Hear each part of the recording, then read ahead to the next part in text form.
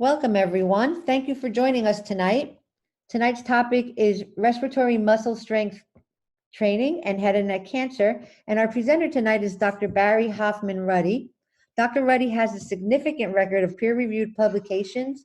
Her current research involves studying treatments for upper airway disorders and head and neck cancer while defining the high impact on the quality of life factors. Tonight's webinar is about 30 minutes long. The presentation about 25 minutes. And then afterwards, there'll be time for questions and answers. If you would, please enter your questions in the Q&A box, and Dr. Ruddy will get to them at the end. Thank you again for coming. Dr. Ruddy, I'm handing it over to you. Thank you, Gail, and thank you, Aspire, for inviting me to talk on this topic tonight.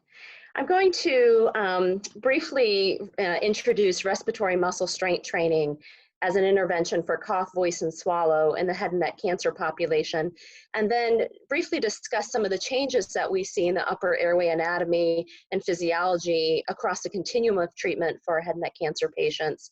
We'll go through a few case examples and spend a little bit of time answering questions that you have. So I want to first start off talking a little bit about what respiratory muscle strength training is. And the first respiratory muscle strength trainer, also referred to as the diaphragm meter and exerciser, was patented just about a century ago. And since the mid-1970s, numerous investigations have tested the use of respiratory muscle strength training in athletes, in healthy individuals, and in a variety of patient populations.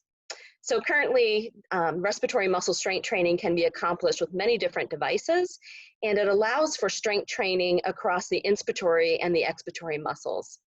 So when we think about training and the direction of training, when we consider inspiratory muscle strength training, we're strengthening the diaphragm, the external intercostals predominantly, and this would be applicable, for example, a patient who has reduced inspiratory muscle strength due to spinal cord injury and is unable to wean themselves off the mechanical ventilator.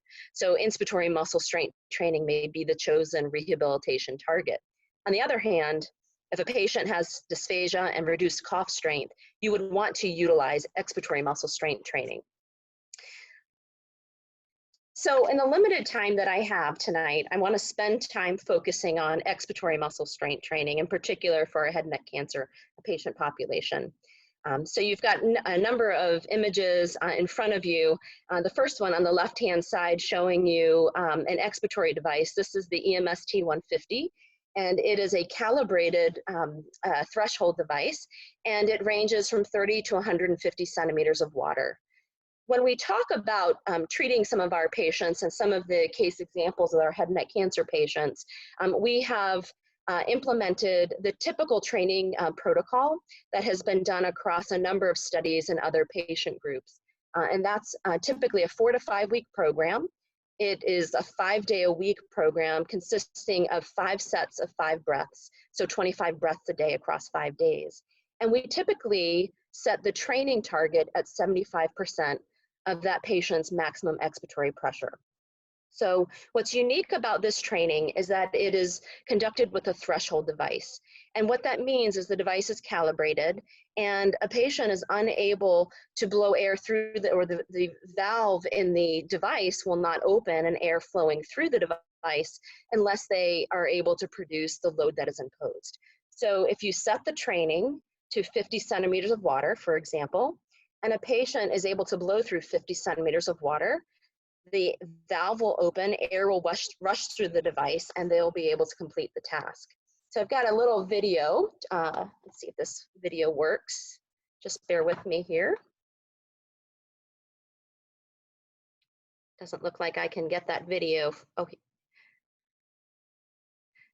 Gail, are you able to hit the video on your end? I don't believe so, not for your screen. Oh, I've got it now.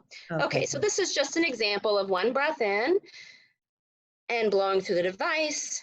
And you notice that whooshing sound. And patients are able to kind of get that sense that they're doing the task correctly as they feel air blowing through the device and they hear that whooshing sound. So we are focusing on the expiratory muscles with this program, in particular the internal intercostal and rectus abdominis muscles. And there have been a number of studies that have been published over the last decade showing some biomechanical changes to swallow of the extrinsic laryngeal muscles and with hyolaryngeal elevation. We want to talk predominantly today about EMST for this patient population and its impacts and improvements that it may have on cough and airway protection.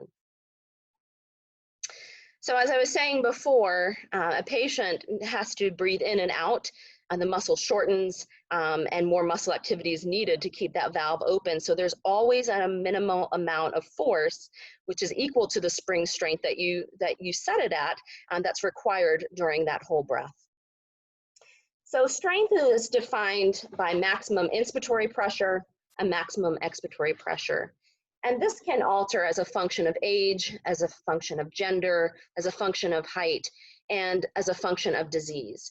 And so there are a number of individuals that we can, or a number of patient groups that we can discuss with regard to application of EMST. For the purpose of tonight's short webinar, we're going to focus on application with head and neck cancer. Before we go a little further, I just want to talk about potential groups where there may be some contraindications. And so with our COPD patients, we may see a number of our patients that we would want to utilize EMST with also have COPD.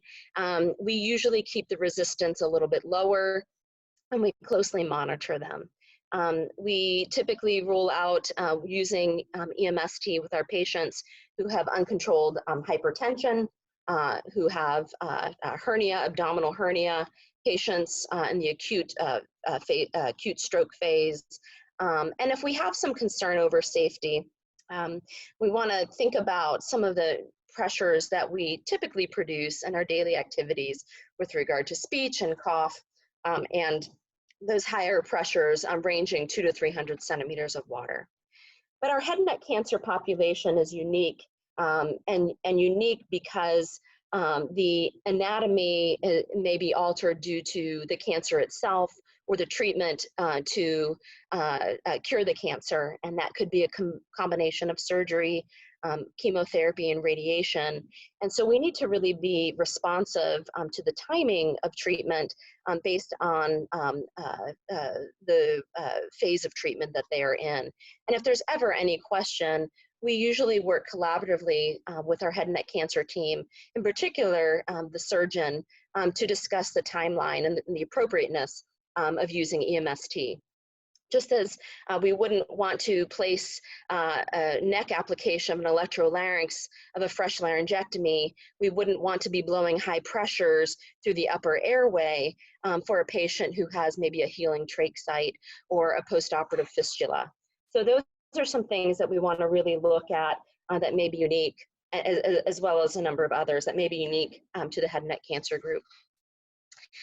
When we think about treating this patient population, as we do with others, we come across a variety of symptoms, and oftentimes our patients present with a combination of dysphonia and dysphagia, dyspnea, and dysphasia. And if you're new to the word dysphasia, we have been utilizing dysphasia as a way to describe disordered cough. So dysphonia, disordered voice; dysphagia, disordered swallowing; disordered cough, and sensation of breathlessness with dyspnea. So oftentimes our patients present with a combination of these symptoms, and it's a very complex set of symptoms to treat. So it's not a simple formula. There is a lot of research that has been conducted that supports strength training in these areas. In my own clinical practice, I see a number of patients who have overlapping voice and swallow and dyspnea and upper airway protection. So it's a very complex patient group. So for the purpose of our slides to come, we're going to be discussing predominantly EMST and its relationship with dyspnea and dysphasia, and talk a little bit about some of the work that's being done across the country in the area of EMST and dysphagia. I like to utilize this diagram as a way to discuss respiratory muscle strength training, in particular expiratory muscle strength training, in the task hierarchy for treating symptoms of dysphagia, dystonia, and dystusia, in particular with the head and neck cancer population. So when we think about decision making, I always like to start at the base of the model, just looking at anatomy and asking ourselves the question, does my patient have appropriate anatomy and minimal functional capacity to perform the therapy task that we're trying to employ in our treatment? And so we know it's very difficult to accomplish movement and skill without muscle force and strength, but it's hard to get to that level of treatment if the anatomy isn't sufficient. So some examples where the answer may be no would be a patient who has glottal or palatal insufficiency. And so we might need to refer them for augmentation. If a patient has an absent swallow response to stimulation or poor dentition. These are scenarios where we'd want to refer that patient out. So once we cover our bases and our patient has the base anatomy and functional capacity to perform the task, we can move up the pyramid. And so, we ask ourselves, does my patient have sufficient strength to perform this task safely? And for many patients, the answer could be no, and that's why they've been referred to you. So either strength, coordination, or some combination of these two are disrupted.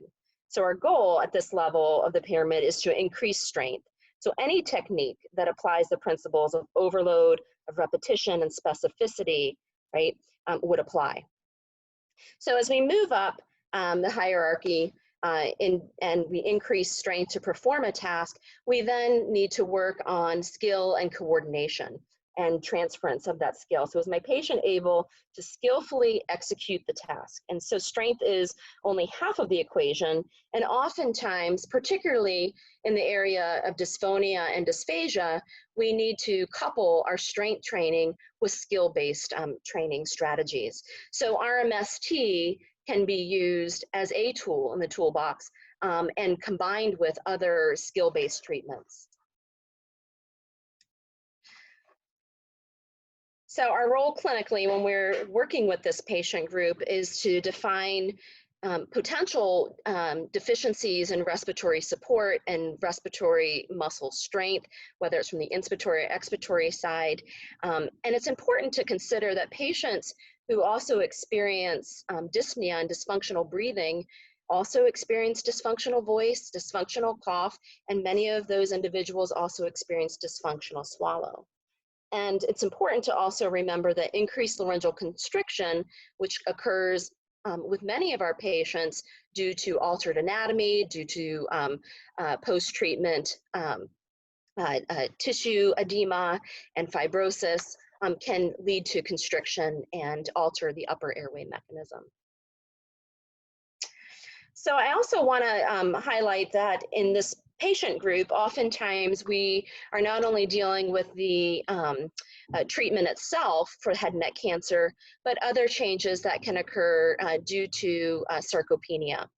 And so age-related loss of muscle strength, in particular the expiratory muscles, have been well documented in the literature, along with reductions in lung elastic recoil, chest wall compliance, decreases in intrathoracic airway pressures, as well as expiratory flow rates and velocity.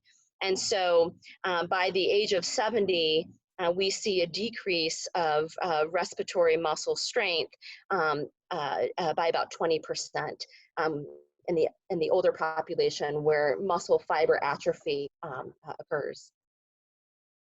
So before we get into the application of RMST, let's just take a look at a few samples of upper airway anatomy across the continuum of treatment.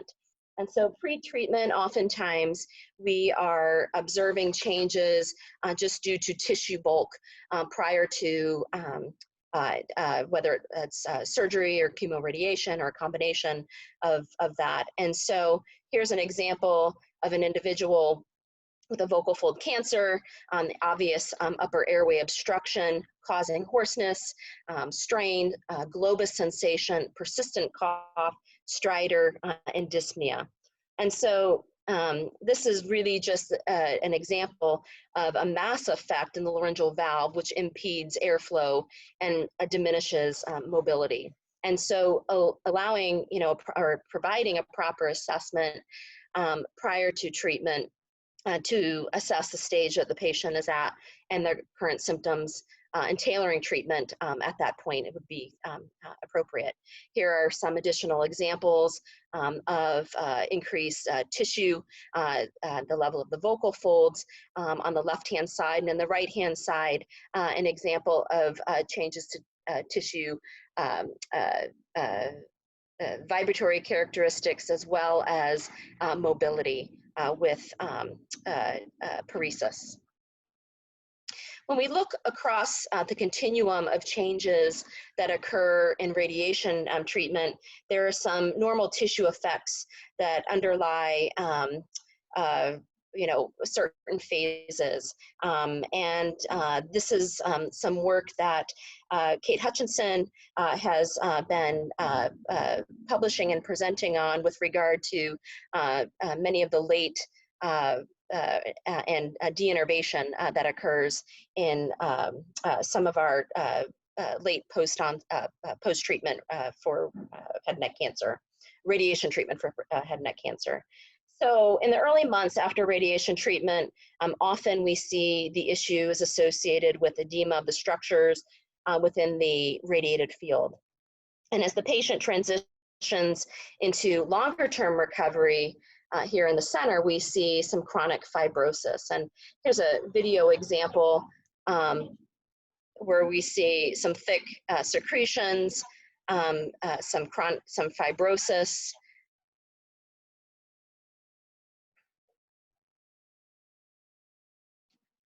I have to give credit to my clinical colleague, Vicki Lewis, who you hear in the video here, for taking these images. So as the patient transitions into longer term, we'll see more hardened or fibrotic processes and as well as subcutaneous edema. And those are oftentimes the drivers for what's being referred to as late radiation associated dysphagia. So there's an increasing awareness that late onset or very late onset radiation-associated dysphagia is precipitated by cranial neuropathy and de-innervation. And so here's an example. And for some reason, this video is not going on, so I'm going to fast forward. Here we go.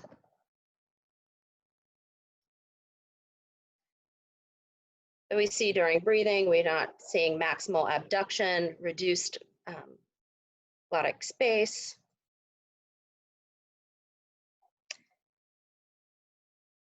And that is some material in the left piriform, not a cancer reoccurrence.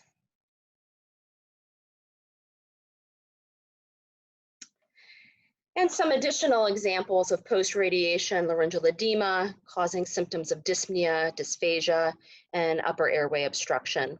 And on the bottom right, you see some images showing some post-radiation arytenoid edema. And this is something that we see very common. Over here on the left-hand side, we see the epiglottis really melding in to the base of tongue. Here are some tissue effects in the pre-radiation phase.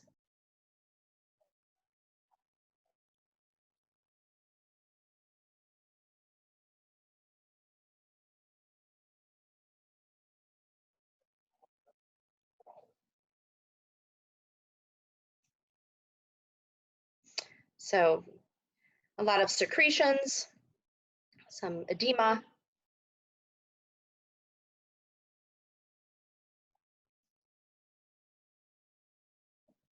Okay, 2 years post-radiation, same patient.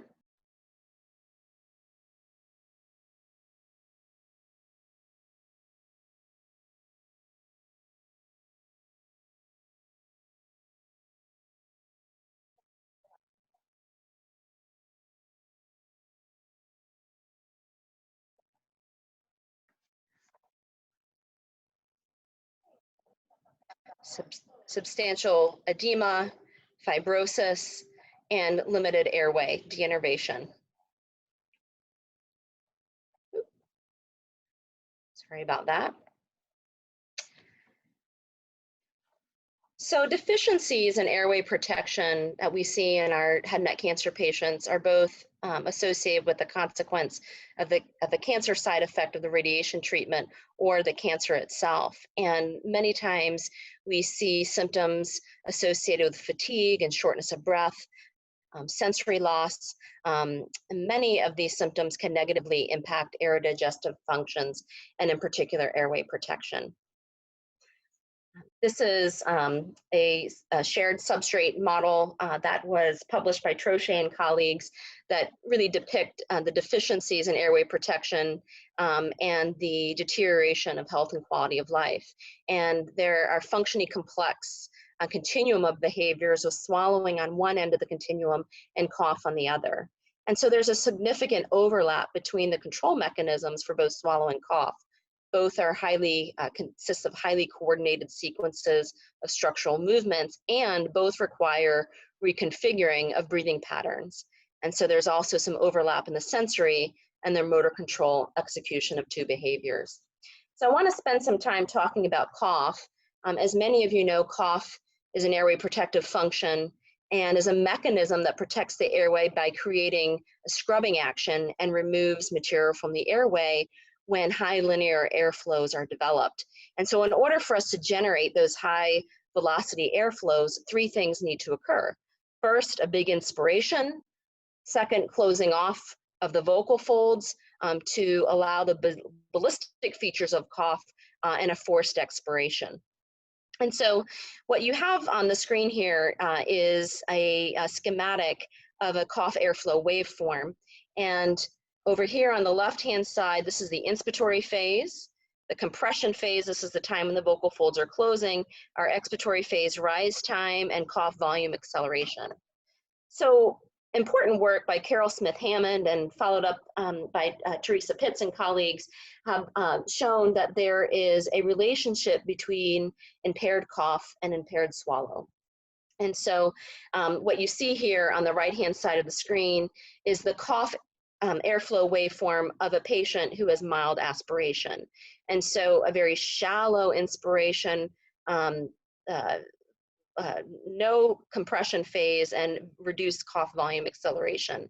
And so this work showed evidence that cough volume acceleration is a predictive, can be utilized as a predictor of the degree of penetration with about 90% accuracy. So when we talk about our cases and our interventions, we're going to exemplify EMST as a cough intervention as a means to increase the airway protective function and the scrubbing action within the lower airways to remove material and penetrance from the airway.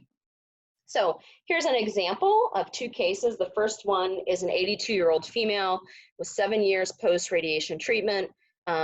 When we saw her in the clinic, we observed vocal fold paralysis and glottal incompetence, history of aspiration pneumonia, and she had had some previous complications with anesthesia. So she was actually referred to us as a consult for vocal fold augmentation and therapy.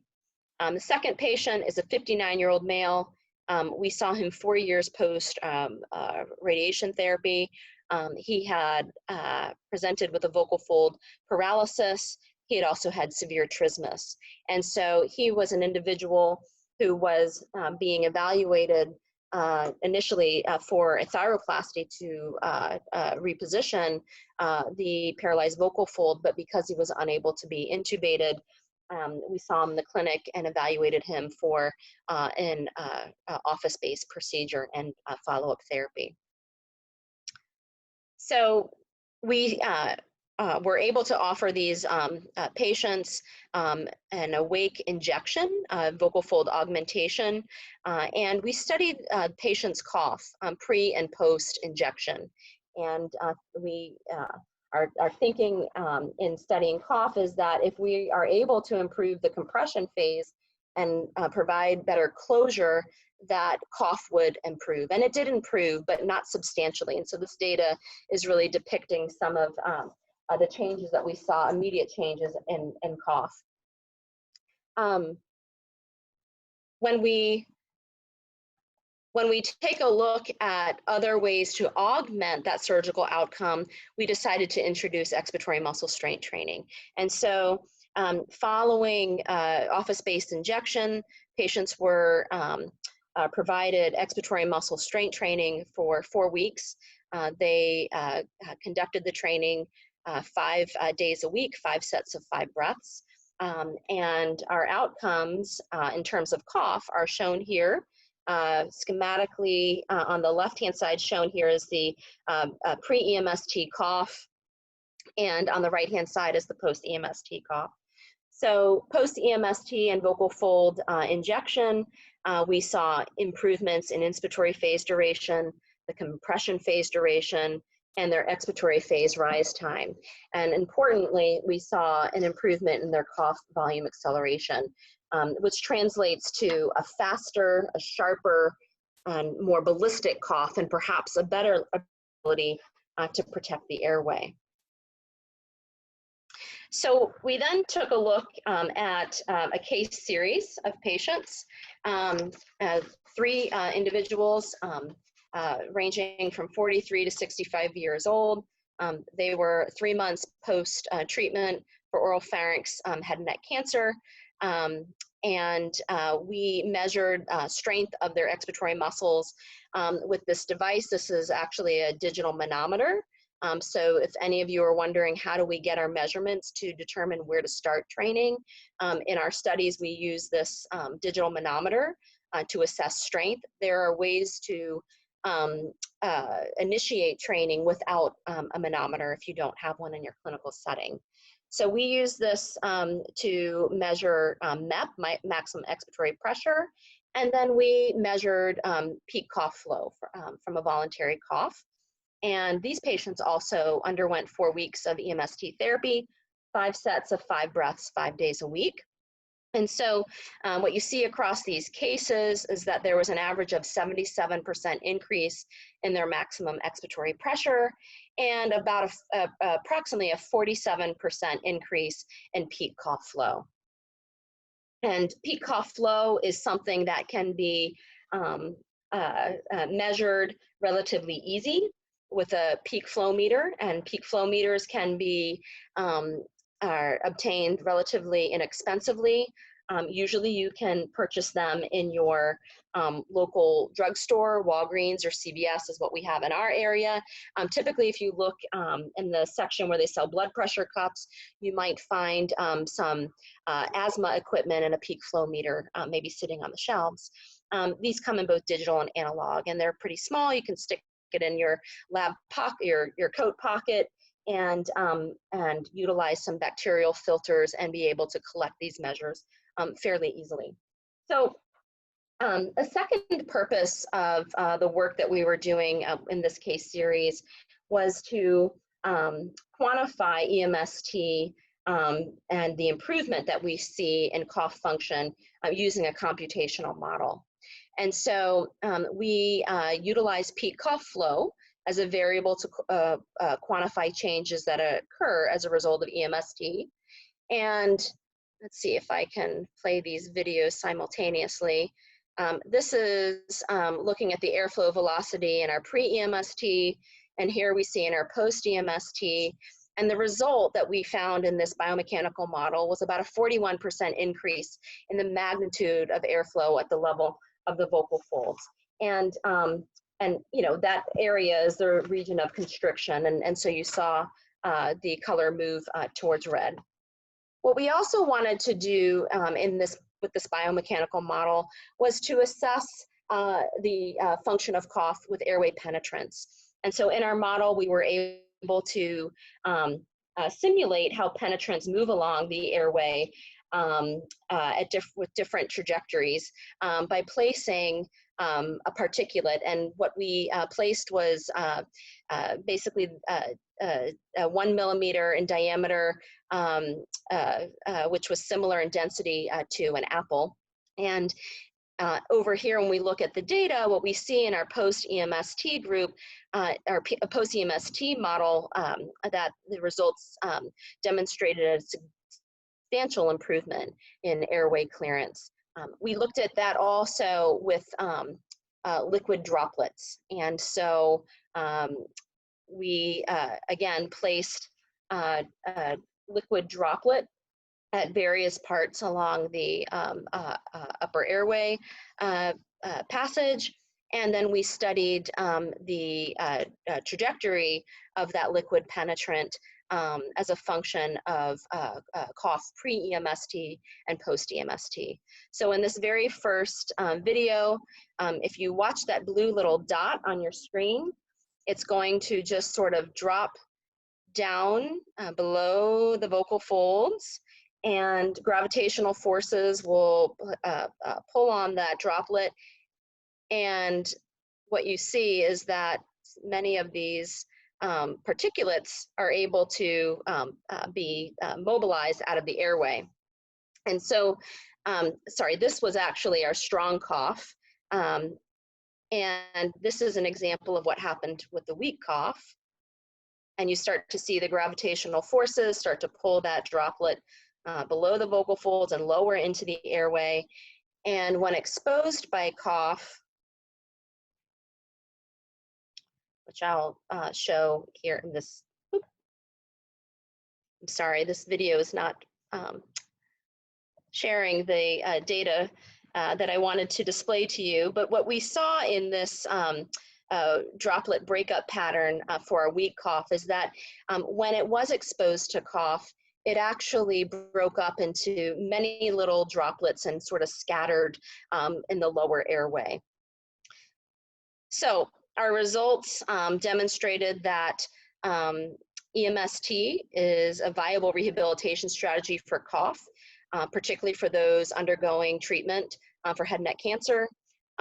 And the results showed increased airflow velocity at the level of the vocal folds, and that penetrants were mobilized post-EMST with a single cough. We have been studying the application of EMST also with our laryngectomy population. And we have done this as a means to address secretion management due to the loss of filtration and humidification of inhaled air. Even with an HME, we see that there's a lot of thick, sticky secretions, which are very difficult for those patients to mobilize, and causes significant fatigue due to chronic coughing or huffing and trying to mobilize those secretions. And so we wanted to see if we could improve the pump. Without the larynx, we can't, without compression phase, we can't generate that pressure gradient to build up those ballistic features of cough. So theoretically, if we were able to increase the airflow velocity by strengthening the expiratory force generation, then perhaps this would improve those symptoms. And so this is just a very quick video showing application with our EMST patients. I'm sorry, with our laryngectomy patients. And I'll play that one more time. This is with application right to the HME base plate. And so this is something that we're actually continuing to study and publish on. So I'm limited in time, so I just want to highlight some concluding thoughts about RMST. As I said earlier, it's not a one-size-fits-all therapy program. It can be combined with other strength and skill-based training options, particularly in the area of dysphagia and dysphonia. Cough intervention with EMST is actually both skill-based and strength training. I highlighted today some of the application as a function of improving cough, but there's some excellent work that's being done by Kate Hutchinson and colleagues with regard to EMST in patients with chronic aspiration. And so look to that work in the literature. Some has already been published, and some ongoing trials are being conducted. I think it's important for us to be aware that our intensiveness of training may vary depending on the patient. So meeting your patient where they're at is important, and particularly in this head and neck cancer population. Oftentimes we need to adjust things like the mouthpiece, or how frequently or how many weeks they're going to be training, and sometimes training on the device itself.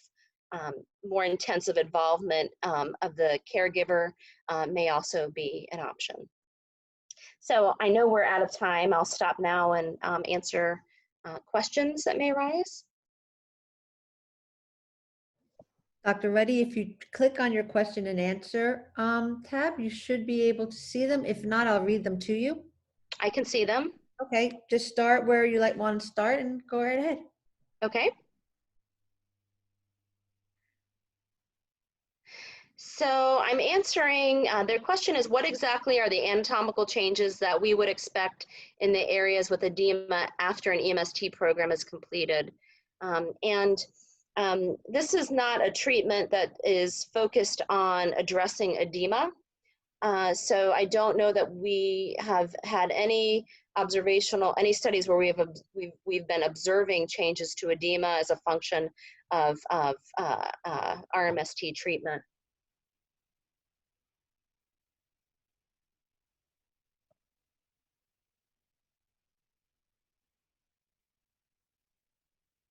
Somebody has asked if we can use EMST with patients who have tracheostomy, and there's actually an upcoming webinar. I have not had experience working with that patient population, but there are many clinicians who are utilizing RMST with that patient group. And Gail, correct me if I'm wrong, but I think next month, maybe in the next couple of months, you have a webinar on this topic. I believe it's March 15th, but I'm not 100% sure. Just check the website and they are listed there. The next one is March 15th.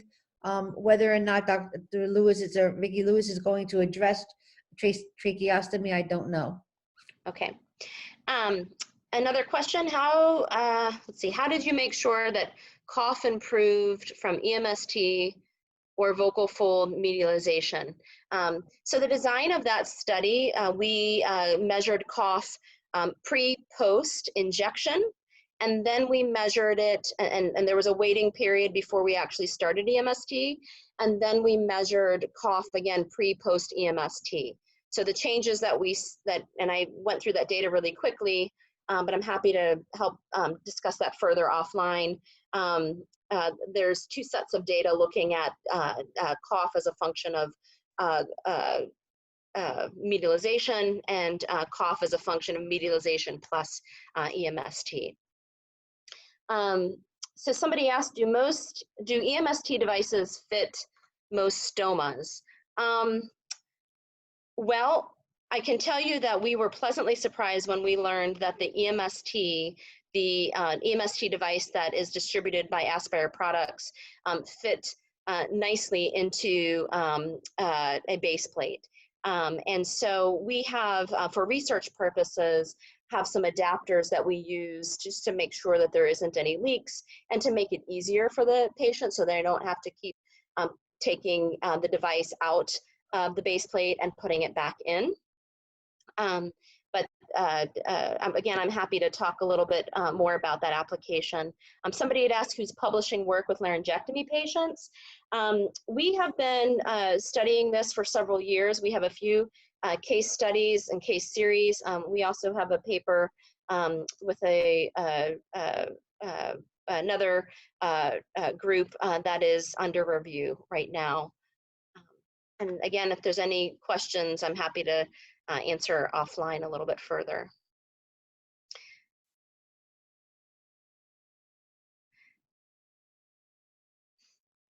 Gail, I'm not sure how much time we have in answering questions. We can go about 5 more minutes. Does that work for you?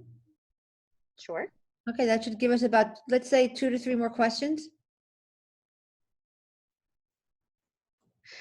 Somebody had asked a question about contraindications regarding cardiac conditions. And one of the things that I like to highlight, particularly with patient groups that have some complex health and sometimes, multiple health multiple health related conditions, that it's really a good practice to have conversations with your referring physicians. If you're not working in a hospital or in a clinical practice setting where they're working with you and and collaboratively seeing the patient, and you're sort of off in maybe it's a referral in a separate unit or what have you, having that conversation about EMST is really most helpful when you talk about the types of pressures that they're going to be generating. So I might, talk to that referring physician, and in this case, with a patient with some cardiac issues, maybe the primary care physician, the cardiologist, somebody who you could say, I'd like to introduce expiratory muscle strength training. It requires generating pressures, from 30 to 100 centimeters of water. And, is it safe, for this individual to be producing those pressures? And that's always, an important question to ask. And one of the reasons why I put that slide up regarding normal pressures with regard to speech and cough, and even some of our own bodily functions like bowel movements where we generate 300 centimeters of water. If you have a patient, particularly like a patient, an acute stroke patient who's on stool softeners, oftentimes, minimizing those pressures is part of recovery. And so that might be some red flags. So I think my response to you on that would be talk to the cardiologist or primary care physician to see if there's any contraindications for generating some higher pressures. And it may be that the answer is, no more than 50 centimeters of water, right? And that would be safe or perceived to be safe if that's not what I'm saying, if that's what their response is. Realize that even if you don't train that patient at 75% of their maximal capability, okay, or train them at higher pressures, they're still going to encounter a training effect because they're encountering a load to those muscles that are greater than what they would encounter in their day-to-day activities. Dr. Ruddy, we have time for one more question and then we'll have to call it a night. So somebody asked a question, and it's an important question. What are some ways to determine maximum expiratory pressure and peak cough flow without a digital manometer? So we have often, and in our training workshops, we often we always train clinicians how to set somebody up on EMST without a manometer. Because the majority of clinicians who are using EMST don't have access to a manometer. It's relatively expensive, as far as some of our materials in our departments may go. And so, if what you have on your device are some guides when you change and you turn the open or the valve to a certain level, you're cued to what's 30, 60, 90, and so on centimeters of water. And so if you have your device set at 30 centimeters of water and they're able to blow through that device, and they're able to produce 30 centimeters of water, and then you start going up in quarter dial turns from there. And so it is not exact when you do it that way, but it gives you sort of that guide. And there is some data that we can direct you to with regard to what those dial turns relate to. Now, you can connect, if you have a manometer, you can connect that to the valve, but I think what you're asking is if I don't have access to it. With regard to cough, a peak flow meter is relatively inexpensive. You can purchase an analog peak flow meter. If you Google, peak flow meter, you'll find some for $11, $12, maybe more or less. And there's instructions in those peak flow meters of how to clean them and prepare it for multiple use. There's digital peak flow meters that range anywhere from $50, to a couple $100, and a $40, $50 peak flow meter with some filters, bacterial filters that are disposable, can be utilized with a number of patients. Okay, that'll do it for tonight. Thank you so much, Dr. Reddy. We always appreciate you and everyone in attendance being here. Don't forget to visit our website, www.emst150.com, to find all of our training and education opportunities. We're always adding dates, as you know. Thanks again for joining us tonight, and we'll see you next time. Thank you.